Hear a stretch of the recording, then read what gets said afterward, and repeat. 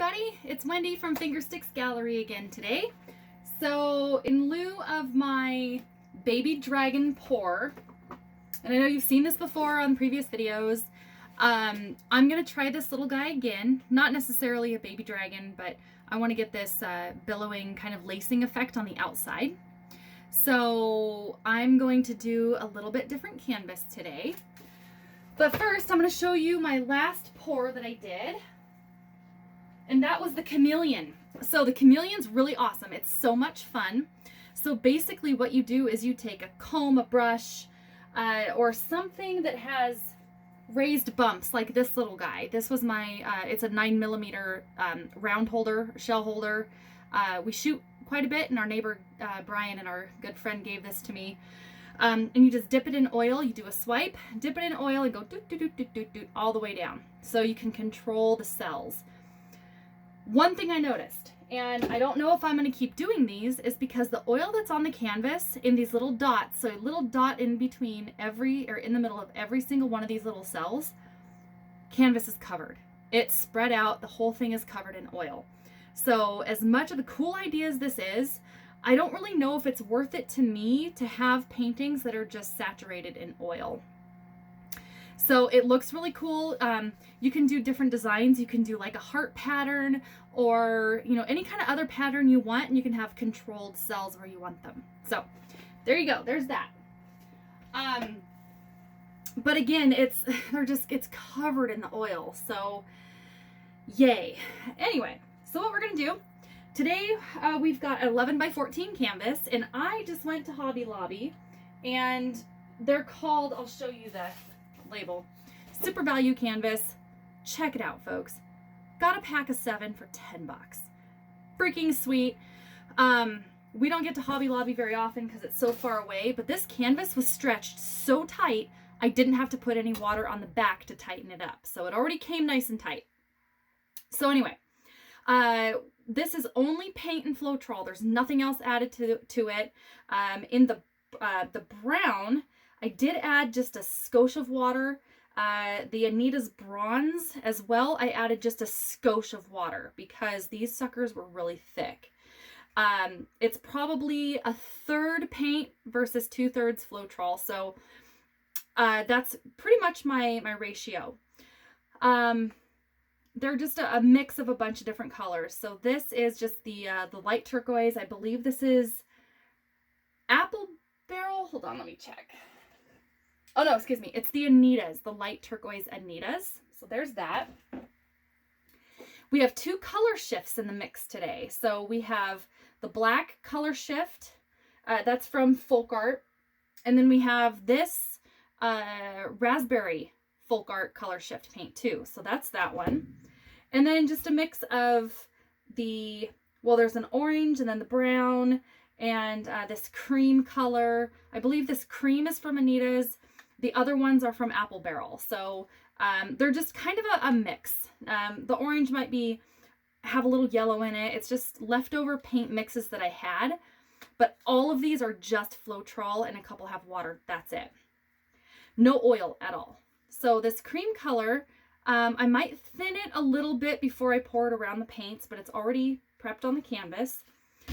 So in order to make the billowing effect, it's Floetrol thinned quite a bit. So the paints are not as thick as I usually would. So as I usually would make them. In fact, that one might be a little bit on the thick side.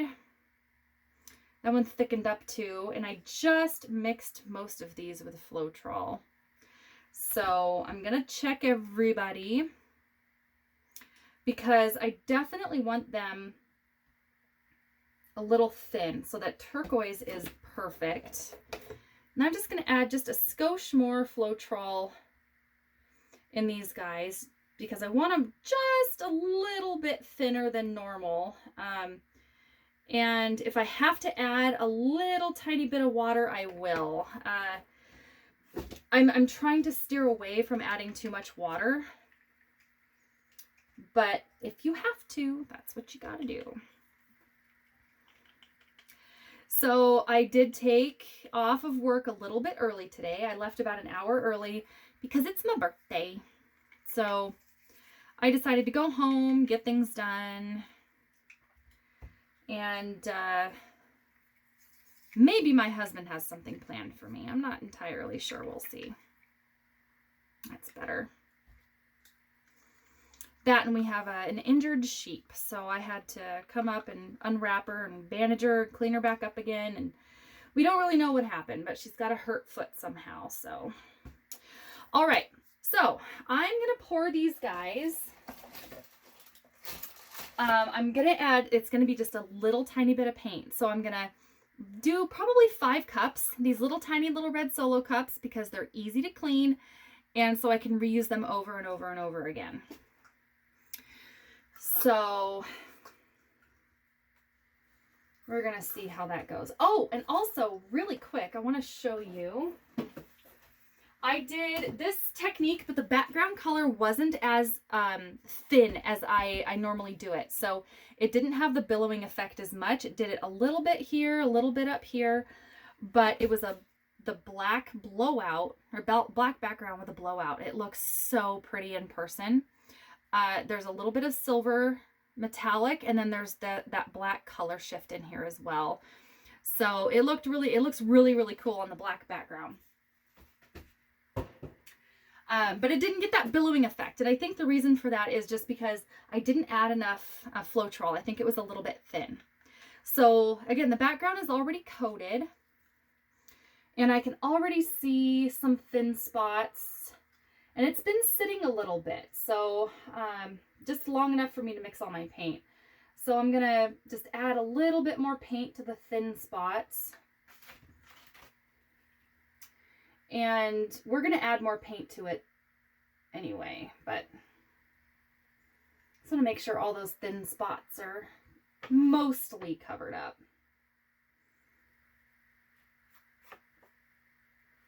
We'll let that sit just for a second. So it'll spread out a little bit because this is a little bit thin, and I'm going to add just a tiny bit of water to this. So what we're going to do is we're going to pour all the paint in the cups, tip them upside down, and then pour this background color around the cups. The paint that you pour around, you want to have a little bit thinner because it helps create that billowing kind of spread out effect a little bit more. So if you can see this, it makes a little mound, but it dissipates pretty quickly. So that's pretty good. Okie dokie. So it's just a menagerie of colors. I really like the color scheme with the teal, and the brown is really, really pretty. So in every cup, we're just going to add a little bit of each color. Now, less is more, folks. I have learned this the hard way. It took me a while to figure out that if you want to do negative space, less really is more. And my countertop here, my countertop's a little on the crooked side. So, and the reason why we're not thinning down the paint colors is because you don't want them all to run together. And if you thin them down too much, they will absolutely run together. In fact, I'm a member of one of the acrylic pouring sites on Facebook. There's a bunch of them out there. So this one in particular, I love so much because everybody is so friendly and so helpful. But there's always, just about daily, people saying, well, my paint's muddied or they mix together. And most of the time it's because your paints are too thin. So be conscious of that. And if you had a fast forward button, now would be the time to use it.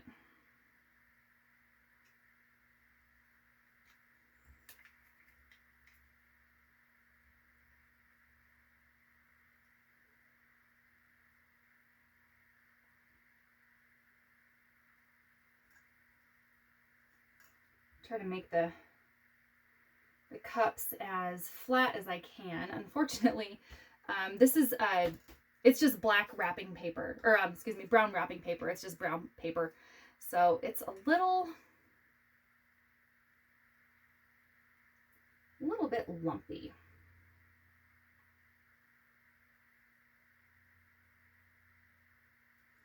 Another topic that has come up that's been pretty popular are color schemes. How does everybody come up with a particular color scheme?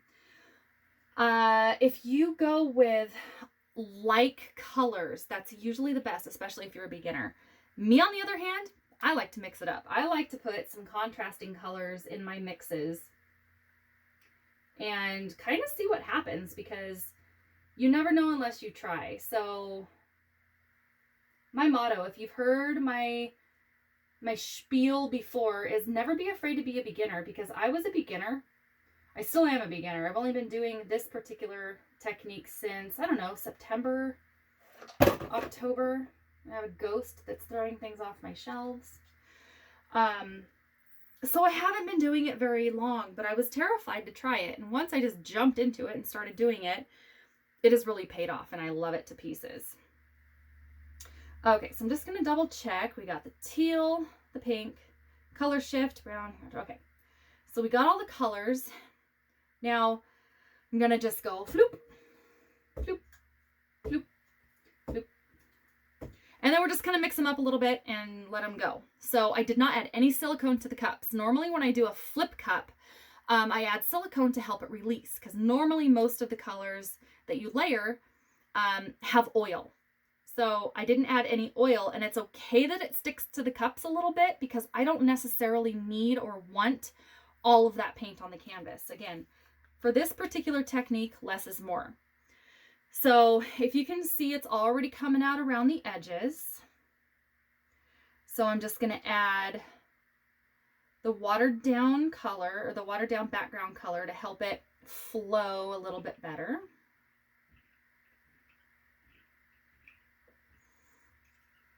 I don't have my doggies with me today. They're in town.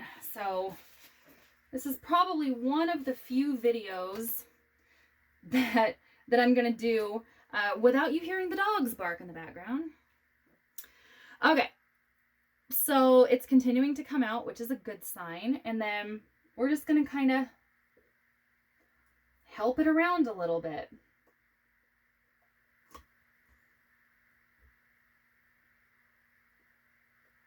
So the floating cup part of this, wow, that looks like a face. Oh, it looks like a llama. Oh, that's weird. 2 eyes, a nose, and a mouth kind of facing me with its ear down. So the floating cup, it's actually kind of neat, because you can sort of control where the paint goes to a point. So in this particular case, there was not a whole lot of paint. And then normally if you take a cup, you poke a hole in the bottom of it, and you hold your canvas, because it's not making a suction. You can move the canvas around and push that cup wherever you want it. So that's kind of a fun floating cup technique.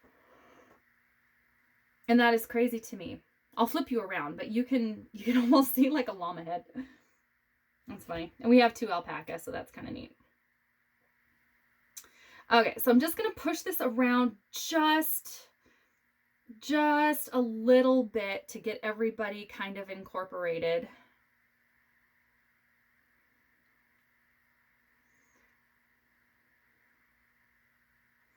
You know, and that's really strange. I might actually almost leave this and push the llama face back into position.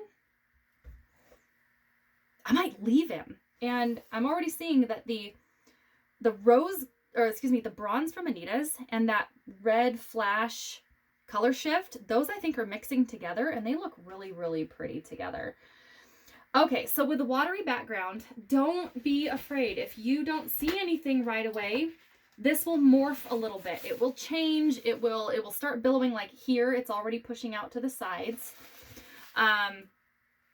So it'll keep doing its thing. So this is more abstract, and I kind of like it a lot like that. So I don't like that it's super uniform, but I'm also going to push the paint out just a little bit to the side. And that's my turkey baster.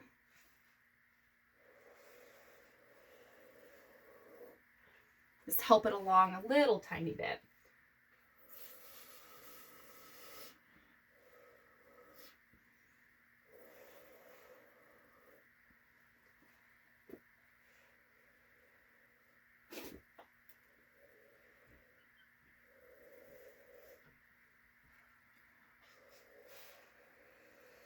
The turkey baster is a really good tool. If you need to push paint around a little bit, it kind of helps you to do that. So I think I'm going to leave it. I wasn't really expecting the pattern, especially not to see this weird little llama head. But again, it's going to morph and change a little bit, so he might disappear. But the negative space is pretty, and I kind of like the color combination. So we'll see if the Floetrol watered down background is going to make the billowing like I want. It's doing it right here. So hang on, folks. I'm going to bring you in for a close-up. Okay, so this is what I'm seeing, and that right there looks like a llama head. Almost looks like a poodle head, maybe a sheep or a goat with its mouth open. But anyway, these cells, especially with that color shift, that pink, is really pretty. So right down here in this corner, it's already, oh, sorry, I can't get you in focus with the glare. Anyway, that right there is already starting to do the billowing. Get that glare out of there. So anyway, it is really turning out pretty. So we will see. We will see what happens with that background color being watered down with Floetrol only. So there you go, folks. There is a negative space floating cup with very minimal paint and Floetrol and water only. So anyway, hope you guys are having a fantastic week, and stay tuned. I will show you this painting as soon as it's done. And if you want to see me do something that you haven't done or haven't heard of quite yet and you want me to try to figure it out, please post below. You will see me next time. Never be afraid to be a beginner.